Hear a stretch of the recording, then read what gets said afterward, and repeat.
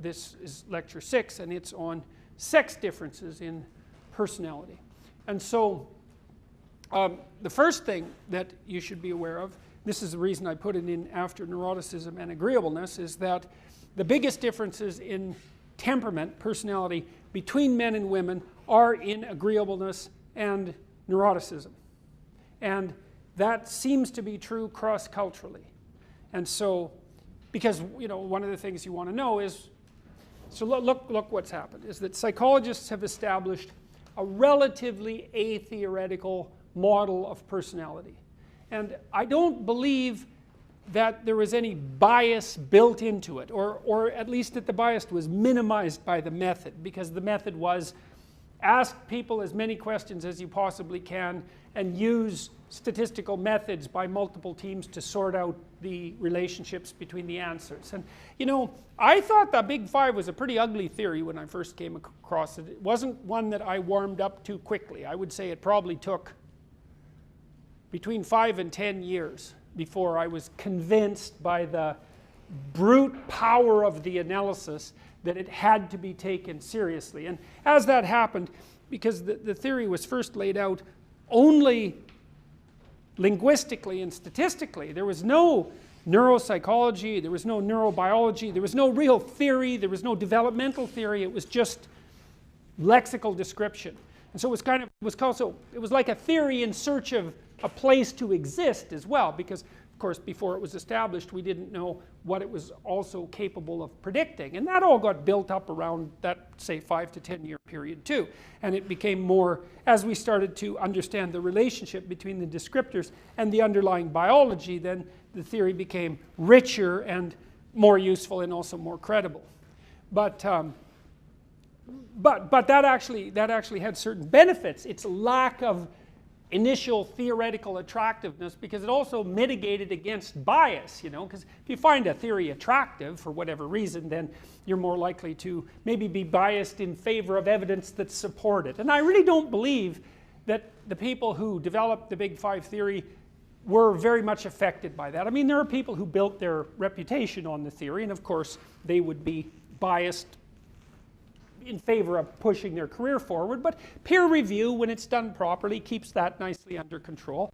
And then the fact that multiple different methods have converged on the same model, and that there's pretty good evidence that it remains, reasonably stable cross-culturally, and that it's associated with the child developmental literature. That's all pretty powerful convergent evidence. And so, well, once you have the theory laid out, you can start to use it to ask and answer interesting questions like, well, are there differences between men and women? That'd be the first pretty simple question.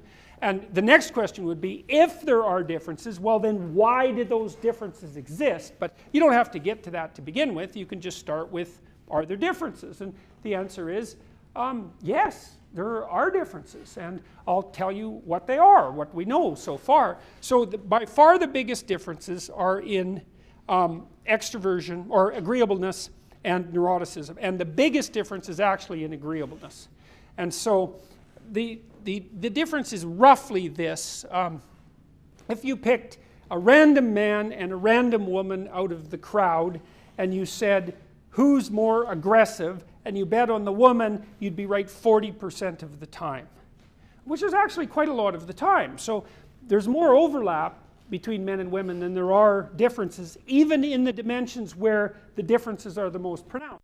And then if you took a man and a woman out of a crowd and you asked who feels negative emotion, and you bet on the woman, you'd be right about 60% of the time. And so that's not exactly right, but it's close enough. You get a flavor for it with that degree of estimation. And so the first thing you note, and this is the first thing to note from the comparisons of men and women, is that men and women are more alike than they are different, especially at each trait level. We did analysis with the Big Five. I never published this, but I tried to come up with a set of questions that would maximally differentiate men and women. So if you didn't know who had done the answering, could you predict by the pattern of answers? And if I took the questions that most differentiated, the best I could ever do was about 75% in classification accuracy.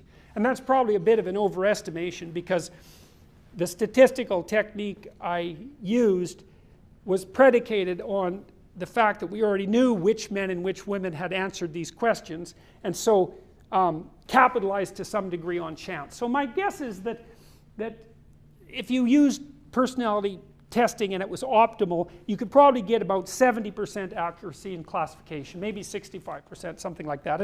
And you know, that's not bad, but it's not enough to think of men and women as fundamentally different.